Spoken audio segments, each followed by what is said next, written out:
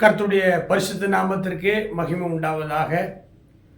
ஒவ்வொரு நாளும் அதிகாலையில் ஆண்டவருடைய சமூகத்தில் உங்களுக்காக, உங்களுடைய குடும்பம், உங்களுடைய ஊழியங்கள், உங்களுடைய படிப்பு, தொழில், வியாபாரம், உங்களுடைய சுக வாழ்வுக்காக தேவனுடைய ஊழியக்காரர்களாய் நாங்கள் எங்களுடைய சபையில் 40 நாள் ஜெபிக்கிற நேரத்தில் ஒவ்வொரு நாளும் ஒரு சில வார்த்தைகளை இந்த காணொளி மூலமாக பதிவு செய்து அதை உங்களுக்கு நான் அனுப்பி வருகிறேன். அநேகர் இந்த 5 நாட்களில் நிறைய ஆசீர்வாதங்கள் இந்த வார்த்தையினால் கிடைத்திருப்பதாக எனக்கு சாட்சி சொல்லியிருக்கிறீங்க. கர்த்தர் உங்களை ஆசீர்வதிப்பார். இது என்னுடைய கைத்திறமை அல்ல. பரத்திலிருந்து தேவன் ஒரு ஊழியக்காரனுடைய இருதயத்தில் ஒரு பாரத்தை உண்டாக்கி அதற்கு ஒரு வார்த்தை வசனத்தை வைத்து அவர்களுக்கு அதை ஆசீர்வாதமாக மாற்றுகிறார். கர்த்தர் எனக்காக யாவையும் செய்து முடிப்பார். இன்றைக்கு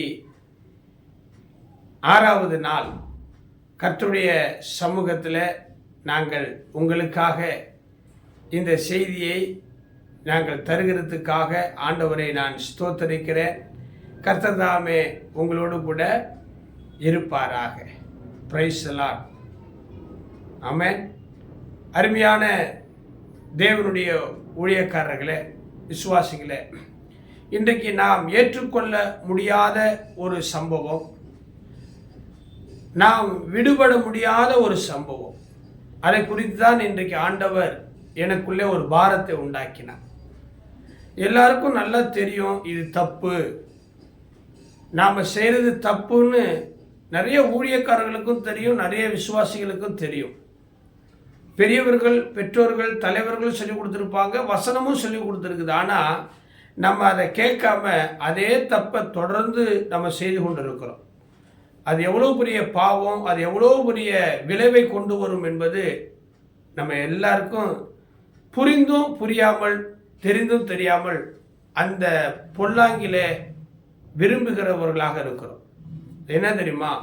நான் வசனத்தோடு நான் ஆரம்பிக்கிறேன்.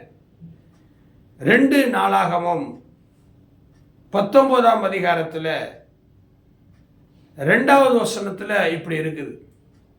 அப்பொழுது அனனியா குமாரனாகிய யெகூ என்னும் ஞான திருஷ்டிக்காரன் புறப்பட்டு அவனை சந்தித்து ராஜாவாகிய யோசேபாத்தை நோக்கி, யோசேபாத்து என்பவன் யார்? பாருங்க, இன்னைக்கு நீங்க யாரு? ஊழியக்காரர்கள், ஒரு சபையினுடைய போதகர், ஒரு ஸ்தாபனத்தினுடைய தலைவர். நீங்க யாரு? ஒரு திருச்சபை விசுவாசி, ரட்சிக்கப்பட்டவர்கள், தேவனுடைய அபிஷேகத்தை பெற்றவர்கள். அதுபோலதான் யோசேபாத்தும் அப்படிப்பட்ட ஒரு கிரியை உடையவன். ஆனால் அவன் செய்யத்தகாத ஒரு காரியத்தை அவன் செய்து விட்டான். பிரியமானவர்களே, இந்த வார்த்தையை நீங்கள் தியானித்து பாருங்கள். யெகூ என்று பெயர் கொண்ட ஒரு மனுஷன், தேவனால் அபிஷேகம் பண்ணப்பட்டவன், யோசேபாத்து செய்த சில பயங்கரமான தப்பான காரியத்தை குறித்து எச்சரிக்கிறான். அதுதான் இந்த வசனம். ராஜாவாகிய யோசேபாத்தை நோக்கி, துன்மார்க்கனுக்கு துணை நின்று கர்த்தரை பகைக்கிறவர்களை நீ சிநேகிக்கலாமா? இது நிமித்தம் கர்த்தருடைய கடும் கோபம் உம்மேல் வர இருந்தது.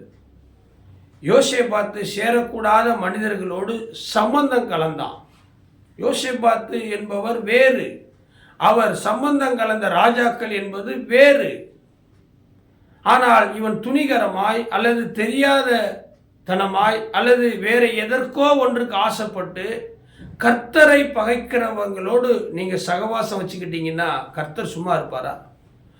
ஒரு புறஜாதி சபைக்கு விரோதமாய், கர்த்தருடைய ஆலயத்துக்கு விரோதமாய், கர்த்தருடைய ஊழியக்காரனுக்கு விரோதமாய் எழும்புறான், பேசுகிறாங்க, அவமரியாதை உண்டாக்குறாங்க, கலகம் பண்ணுறாங்க, கெட்ட கெட்ட வார்த்தையினால அந்த ஊழியக்காரரை, அந்த மிஷினரியை, அந்த விசுவாசியை பேசுகிறாங்க, உபத்திரவம் கொடுக்குறாங்க. ஆனால் ரட்சிக்கப்பட்ட நீங்கள் அவங்களோட உறவாடுறீங்க. இது எந்த விதத்தில் நியாயம்? இன்றைக்கி நிறைய பாஸ்டர்ஸுங்க அதை செய்கிறாங்க. எனக்கு தெரிஞ்சு நிறைய பாஸ்டர்ஸுங்க செய்கிறாங்க. ஒருவர் ஒரு சபைக்கு விரோதமாய், ஒரு ஊழியத்துக்கு விரோதமாய், ஒரு பாஸ்டருக்கு விரோதமாக ஊழியம் பண்ணக்கூடாதபடிக்கு, சபை நடத்தக்கூடாதபடிக்கு ஒரு பொம்பளை பிரச்சனை பண்ணுறா. ஆனால் ஒரு பாஸ்டர் அந்த பொம்பளை வீட்டுக்கு போயிட்டு அந்த பொம்பளைய கர்த்தர் ஆசீர்வதிக்கிறார், உன்னை ஆண்டவர் வாழாக்காம தலையாக்குறார் என்று பொய்யாய் ஒரு தீர்க்க தரிசனம் சொல்லி அந்த அம்மா கிட்ட 100-200 காணிக்க வாங்கி சாப்பிட்றார். இது தேவனுக்கு பிரியமா? ஒரு சபையை பகைத்து ஆண்டவருடைய ஊழியத்தை செய்யக்கூடாதபடிக்கு தடுக்கிற ஒரு துன்மார்க்கனுக்கு நீங்கள் துணை நிற்கலாமா? இந்த யோசேபாத் அப்படி தான் செஞ்சான். பிரியமானவர்களே, யோசேபாத்தின் மீது தேவனுடைய கோபம் இருந்தது. ஆனால் நல்ல வேளை அவன் தப்பிச்சிட்டான். அருமையான கர்த்தருடைய பிள்ளைங்களே, இந்த செய்தியை கேட்கிற நீங்கள், ஒருவர் ஊழியக்காரருக்கு விரோதமாய், ஒருவர் சபைக்கு விரோதமாய், ஒருவர் ஊழியத்துக்கு மிஷினரிக்கு விரோதமாய், ஏன் ஒருவர் விசுவாசிக்கு விரோதமாய் பேசினா, எழும்புனா, சண்டை போட்டா, பொய்யான தகவல்களை சொல்லி போலீஸுக்கு ஃபோன் பண்ணா, நீங்கள் அவங்களோட உறவை முறித்து கொள்ளணும். அவங்க எப்பேற்பட்ட ஆளாக இருந்தால் என்ன? சரியாக யோசிங்க. இல்லைன்னா கர்த்தருடைய கோபம் உங்கள் மேலே வரும். ஜாக்கிரதை. நான் சொல்லலை, வசனம் சொல்லுகிறது. இதனுடைய தொடர்ச்சியை நாளைக்கு நான் உங்களுக்கு சொல்லித்தரேன். துன்மார்க்கனுடைய ஆலோசனையில் கேட்காதீங்க, பாவியனுடைய வழியில் நிற்காதீங்க, பரியாசக்காரரோட உட்காராதீங்க. ஆனால் இன்னைக்கு நிறைய ஊழியக்காரர்கள் பாருங்கள், நிறைய விசுவாசிகள் பாருங்கள், தேவன் சொல்லுகிறதற்கு எதிராக அவங்களோடு தான் போய் பேசுகிறாங்க. சபையோடு, சபை ஊழியரோடு, விசுவாசிகளோடு இருக்கிறதுல விருப்பத்தை விட அந்த கெட்ட கெட்ட வார்த்தை பேசுகிறவங்க, சமூக விரோதமான காரியத்தை செய்கிறவங்க, விபச்சாரத்தில், வேசித்தனத்தில், தேவனுடைய சபையை கெடுக்கிறவங்களோடு கூட போய் தான் உறவாடி கொண்டு இருக்கிறாங்க. இது உங்களுக்கு வேண்டுமானால் பிரியமாக இருக்கலாம், ரசிக்கலாம். ஆனால் தேவனுடைய கோபம் உங்கள் மேலே வரும்.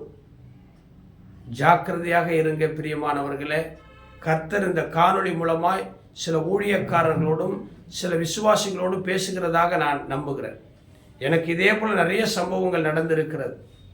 ஆனால் நான் அப்படிப்பட்ட ஊழியக்காரர்களை, பரிசுத்தவான்களுக்கு விரோதமாய் பேசுகிற, காரி துப்புற, அவமானப்படுத்துகிற அந்த மனிதர்களோடு கூட நான் பேசுவது கிடையாது.